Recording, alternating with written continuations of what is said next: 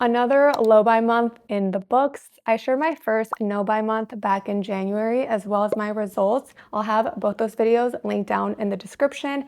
But I mentioned how I wanted to continue a low buy into the month of February in order to keep working on mindful spending, saving money, and just being more intentional with my purchases and what I bring into my life. So if you are on a similar journey, welcome back to the channel. I'm Carla. Let's get into it. Once again, we have notes today and a cute little water because on a low buy month, you have to find the joy in the small things, and cute water makes me smile. So we're going with that today. So for category number 1, which was the same as my first no buy month, my rule was purchasing no new skincare unless it was a core rotational product. So I did restock on my Vanicream cleanser in the month of February. If you've watched any of my skincare playlist videos, you know that I am a Vanicream cleanser stan. It is such a good drugstore cleanser. There's truly no reason for you to be spending a lot of money on cute cleansers from Sephora or even estheticians. I've tried them all, and this is one that I always go back to. And the fact that it's so affordable, I also like to use it to wash my hands before I cleanse my face. I've found that even with my other cleanser, which I've mentioned in other videos, the Dr. Sam's cleanser is a little bit pricier, so I reach for this one more for just multi-purpose use, and my skin has never reacted bad to it. So this is the only thing that I bought from skincare in my skincare category. For category number 2, which was snacky snacks. In case you haven't seen the first video, snacky snacks to me just meant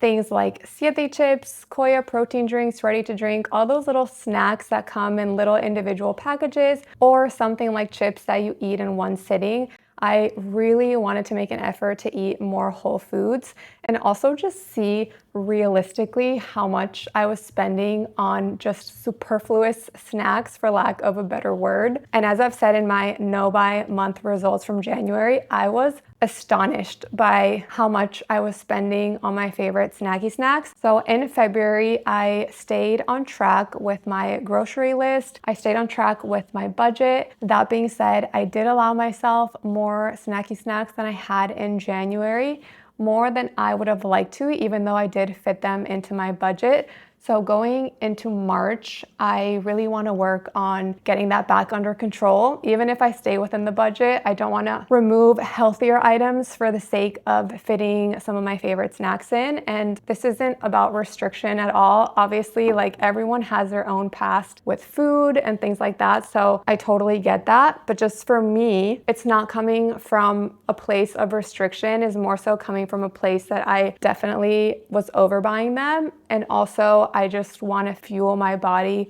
with more whole foods because I feel so much better when I do. My skin feels so much better when I do. So ultimately, it's a win-win, and I'd rather spend the money on real ingredients where I can. As for category number 3, which for me was beauty, and that encompassed makeup, hair, and nails. Starting off with makeup, I did have one makeup purchase product in the month of February, just one, nothing else, and unfortunately, she was worth it. Part of me was hoping that I wouldn't love her so I could return her and get the refund, but unfortunately, I did like her. I got the Armani, what is this called? The Eye Tint Shimmer in the shade Shell. And as someone who is quite honestly not a makeup connoisseur whatsoever, if anything, I really need to learn to just have 1 to 2 looks that I love to do. I wanted to find a product that was just really easy and really elevated an eye without a lot of work. I don't know if you can really see much on camera. Let me try to put more. But this is just a super blendable, really pretty shimmer. It's just a one-step shadow that really can elevate an eye look. You just have to make sure that you spread it really quickly because it can crease and kind of get stuck and patchy in one place. I'm also considering doing my own makeup for my wedding next year, which is probably going to be a whole separate series on trying to figure that out with someone with very acne prone, super sensitive skin, wanting a very like minimalistic but beautiful look and not being versed in makeup whatsoever. So I think that that could be a fun thing to take you on that journey of trying to figure that out. And also I'm always open to suggestions. If you have any good videos, please share them with me. But this was one product, the only product of makeup that I bought in the month of February, and unfortunately, she was worth it. And the good thing is that I do feel like she is going to last me a very long time. As for hair, I did spend $20 in the month of February to get a bang trim. I wasn't planning on it. I was really hoping to hold off until March, but I was in the area to catch up with a friend, and the salon is a little bit out of my way, so I just kind of caved and figured it would be better to just get it out of the way since I was already there than to either have to pay for an Uber the following week or have to drag my poor fiance to take me to the hair salon the next week or two when we were already going to be 5 minutes away. So I did spend $20 on my bang trim. And as for nails, we are still going strong. I've said this in my other videos, but I don't get my nails done. I don't like getting my nails done. I know it's so weird. I'm one of the few girls that genuinely does not like going to get her nails done at all. And also gel just absolutely destroys them. So I do paint them myself. Sometimes I do a better job than other times, but it is what it is. I didn't spend any money on nails or on new nail polish, so I was really good in that category. I'm really trying to work through all my nail polishes before I even consider buying a new color. And when I do, it'll probably be like Funny Bunny or something that I know I can use often. But overall, February was really good in the beauty budget department besides my one eyeshadow. Now for eating out and Uber Eats, I did spend a little bit more than I had back in January. And that's because we did go to a coffee shop. We actually went to the Capital One cafe. If you're someone that has a Capital One bank account, then you know that you get 50% off coffee, which is great because instead of buying an $8 latte, which is ridiculous in Miami, you can get a latte for $4, which I still think is a lot, to be honest, but every now and then it's a nice treat, especially if you want to go get a little bit of work done and just change up the environment. So I did go to the cafe and I invited my fiance and we had a little breakfast date. And then I did get froyo with that friend that I went to go visit where I got my bangs cut.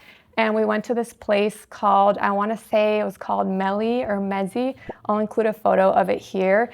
It was so delicious. Whoever is doing their marketing is doing an incredible job. We were stalking their social media page before going to get froyo. We were between like 4 different places and we stalked all the social medias. One of them we had already been to and we knew we really liked, but we were curious to try something new, and their marketing got us. It looked so good. We ended up going and the place was packed. It was so packed. I couldn't believe it.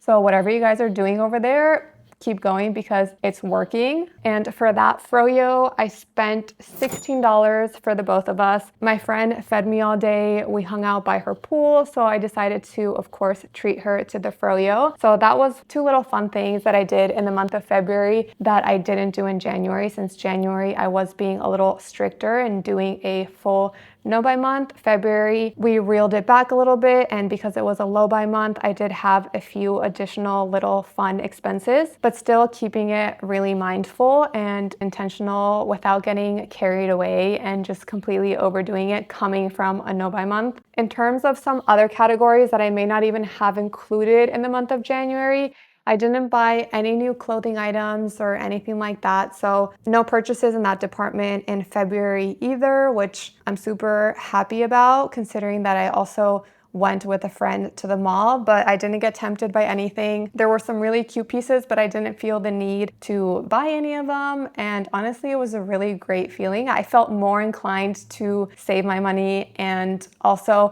they weren't the right colors, and I'm trying to do a little bit more of like color analysis. And when I do slowly build out my dream capsule wardrobe, including the pieces that I already have, of course, I want them to all be pieces that I am obsessed with, that I absolutely love, that flatter my skin tone, and that are just really high quality pieces. I've spoken about that. I really want to focus on quality over quantity. So I didn't buy anything for February because I also didn't set anything in my budget aside for that. So we did a good job there. And as for other miscellaneous charges. February was a little bit more of an expensive month. February was a little bit harder than January. Let's just start. I should have started the video by saying that February was a tiny bit harder than January just because we were a little bit more social. We were coming off of obviously the holidays and getting gifts and things like that. So I will say I felt it a little bit more in February, that desire to get carried away a little bit, but we were able to overcome.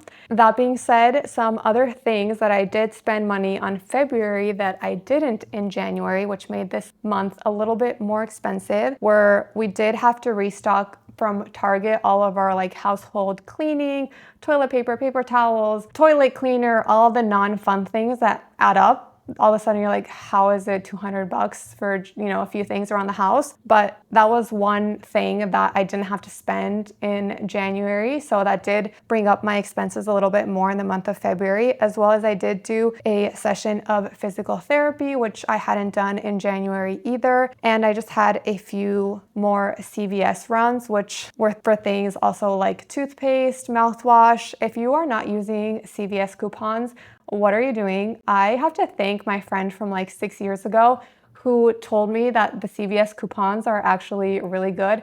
I'm by no means a couponer. That is not my thing, but you would be surprised at how much money you can save when you actually pay attention to the coupons that you get in your 5-foot-long CVS receipts. So many times there's like 40% off your next purchase, $5 off just cash back for your next purchase. So whenever I do get a CVS coupon, I make sure to buy whatever makes the most sense from there, or the highest ticket item for self-care at CVS when I have a good coupon. So don't overlook them because they can save you money. Also, why didn't you tell me this hair was sticking out this whole time? Honestly, past version of me would have probably just refilmed however long of the video that hair has been sticking out, but who cares? It's not about being perfect all the time, and that includes on your no-buy and your low-buy months. If anything, let it be your sign to not let perfect get in the way of just being good and just getting the thing done. But let me not get off on a whole other tangent. Also, let me know how you feel about the video being a little bit more laid back, more conversational. I really want to try to get out a video or two a week and kind of scale back on the editing process, because that is really what takes up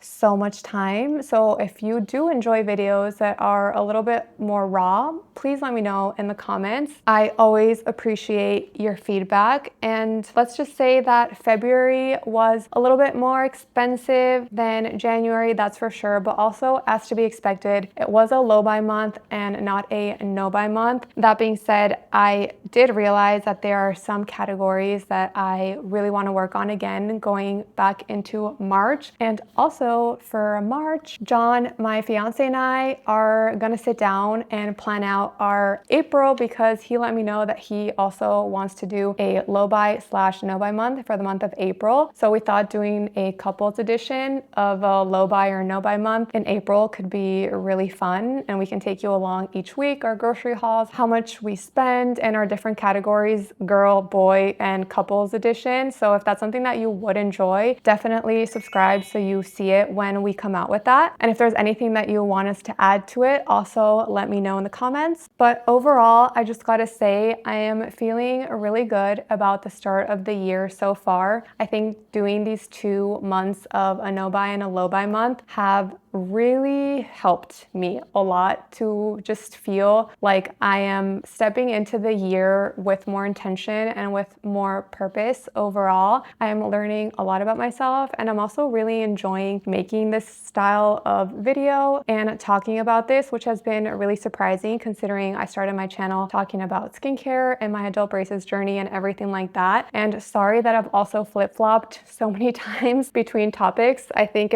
this is not what the video is about, but I just wanted to say that it can be challenging to try to kind of jump around what some people would call niches and also find the common thread behind the different topics. So it is something that I am working on. And like I've said throughout the whole video, if you have any feedback, you can let me know down below, or you can let me know in the community tab. I've shared that I do want to post more things on there. But ultimately, I hope that sharing a little bit of my low buy and my no buy months has been helping you feel feel like you can do it too. And I also think the moment that you reframe it from being something that you're doing out of restriction to something that you're doing because of intention, it's a complete game changer, and it makes the process, I think, a lot more enjoyable. So with all of that being said, if you are also into mindful spending, living more intentionally, and designing a life that you love, don't forget to like and subscribe. That way we can go on this journey together. And as always, thank you so much for hanging out with me, and I hope to catch you in one of my next videos.